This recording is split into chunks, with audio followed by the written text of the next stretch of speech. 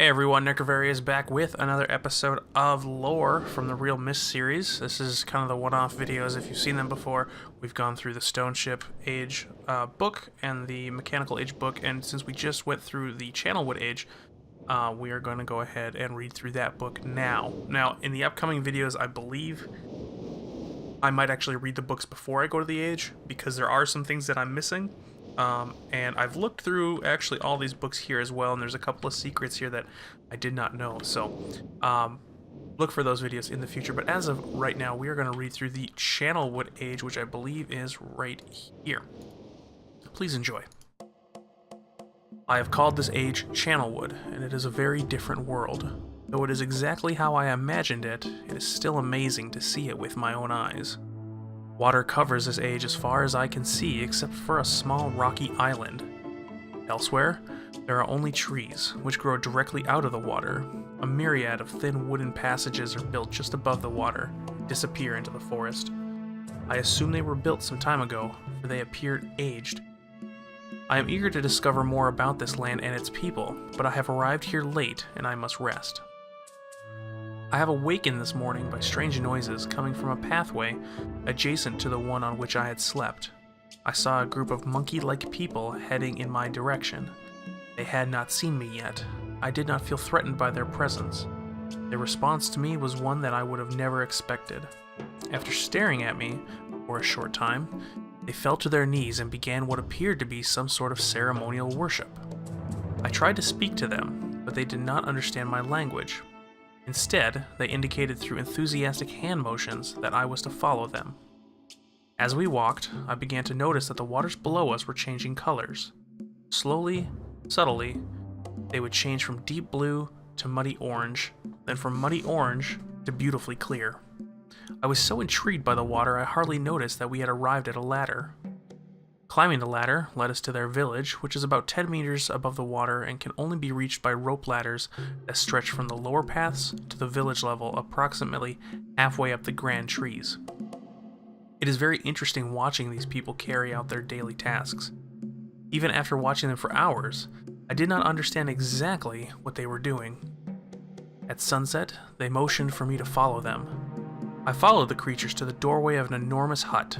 Strangely, once inside, I found that the hut appeared even larger than it had from the outside. The walls were garnished with bright metals, and in the center of the hut sat the leader of these people. At least he appeared to be their leader, for he sat a meter off the floor in a thick throne, guards surrounding the strong creature who was dressed in many exotic, colorful fabrics. Next to the leader sat a very old human. At least to some extent he appears human. His hair, which was only on his face and head, was completely gray, almost white, and hung very long around his frail body. His thin head hung limply by an almost grotesque neck that could not hold its head up to look at me. But what a surprise, this creature could speak my language. Shortly thereafter, I was given a bed with some hand motions that looked to be telling me to go to sleep. I look forward to learning more. As I suspected, the ancient creature is a human, but he is only beyond his own reckoning and seems almost insane. However, the tree dwellers almost revere him as a god. They are treating me now in the same fashion, which makes me feel very uncomfortable. It is almost impossible to understand this old man. His voice is feeble but wild. He has adopted much of the language of the tree dwellers.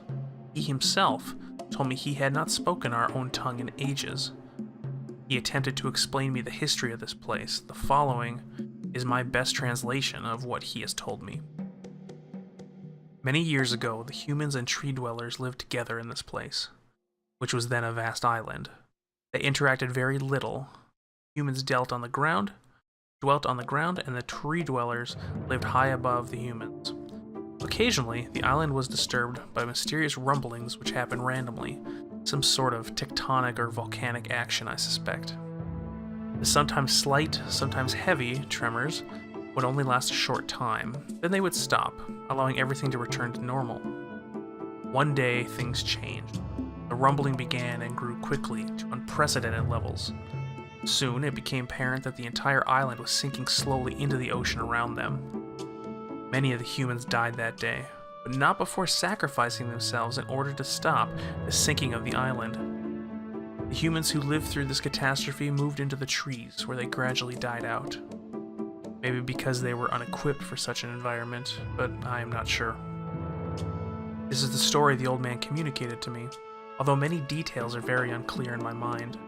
I am especially confused as to how the humans saved the island from completely sinking. In fact, I doubt the accuracy of that part of the story.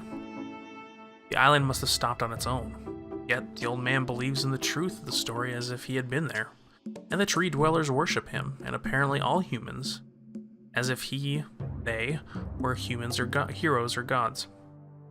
The old man ended our conversation today with an event which I will never forget. He began gripping my hand tightly, murmuring something about rest and sleep. He then said we had expected you to come sooner. These actions filled me with a sort of immediate dread. With much effort, he stood to his feet. I tried to help, but he pushed me away with more force than I imagined his frail body contained. The tree dwellers quietly surrounded him with very solemn faces. They then kneeled before him. He walked to each and placed his hand on their heads. All the while he murmured words which I did not understand. Finally, he turned to me and smiled. Then he closed his eyes and walked out the door and off the narrow path, high in the trees. The tree dwellers were silent. They began a procession down the nearest rope ladder. As I descended, I saw several of them pick up the body he had fallen onto a lower level of walkway and carry it away. He was laying down at the dead end of a short pier-like structure. With the use of some potion, one of the tree creatures lit the pier on fire, and I watched as the flame engulfed him. As the strange funeral proceeded, the waters around the pier changed to dull green. This morning, I awoke, finding it hard to even believe the previous evening's events. The water is a dull green for as far as I can see now. For some reason, the water no longer shifts color. As I wander throughout the pathways, the creatures watch me, curious to see what I will do next. They're constantly offering me strange objects of affection. I even found food outside the doorway to the room in which I had slept. This is a unique race of beings. I hope to learn their language soon, so that I may learn more from them. I lived here on this world for 3 months, off and on, and the tree dwellers have shown great hospitality. I am even beginning to learn bits of their language. I have decided to return home for an extended stay with my loving wife and my sons, and hopefully return with them. However, I am sure Catherine will once again refuse. I think this age would be a wonderful experience for them all, and at least I look forward to how Cirrus and Aganar will react to its curious inhabitants. Catherine is staying behind, as expected. My sons have returned with me and they enjoy this age very much. They get along very well with the tree dwellers and are picking up their language surprisingly fast. I have no doubt that it will not be too long until they can speak with the tree dwellers much better than myself. I am leaving tomorrow to check on Osmoan Age. Never heard of that. Cirrus has suggested that I allow him and his brother to stay. The idea unsettles me. I know the boys are growing up rapidly. The hospitality of these creatures is such that I could think of no better place to leave them alone for a short while, so I will consent to their request. I warned the boys not to take advantage of the respect the tree dwellers have for their ideas. They seem to understand my warning, and I have faith they will follow it. Much to my dismay, upon arriving in Everdunes, I learned that Pran and her people are continuing to be menaced by the Kotick. I fear for their survival and plan on returning to her shortly after checking on Cirrus and Aganar here. See Everdune's journal for more information. After watching Cirrus and Aganar, I see they are handling things very well, and I think I can put to rest any fears about leaving them in Channelwood again, and for a little longer time. The tree dwellers seem slightly distressed that I am leaving, but are happy that Cirrus and Aganar are staying behind again. I have been gone for over 3 days, and I have been to many different places. I had to tell Cirrus and Aganar about Pran's death today, visibly shaken.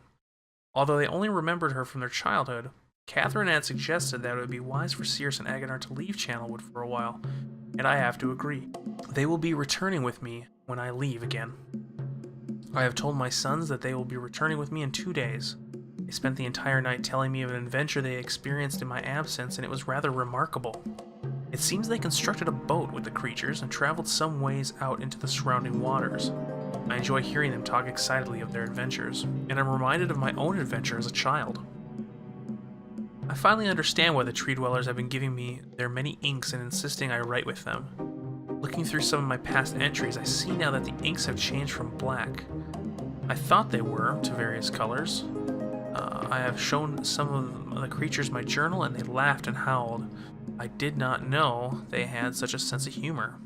Even now, as I look through this very colorful journal, I cannot help but laugh myself. We will be returning tomorrow, so my sons are with the creatures for the last night here. They have told me they would like to come to Channelwood again, and also asked if they can visit some other ages alone. Though I will not have to think over their request, I believe they have proven to me that they are trustworthy and responsible. Catherine will also have to help me decide whether they are ready for travel alone. For now, I must give my farewells to the creatures, for I do not know how long it will be until I visit this age again. That is the Channelwood Age lore. I do hope you enjoy, and I do hope to see you in the next video where we continue our adventure of Myst. Thank you all for watching. We'll see you very soon. Bye-bye.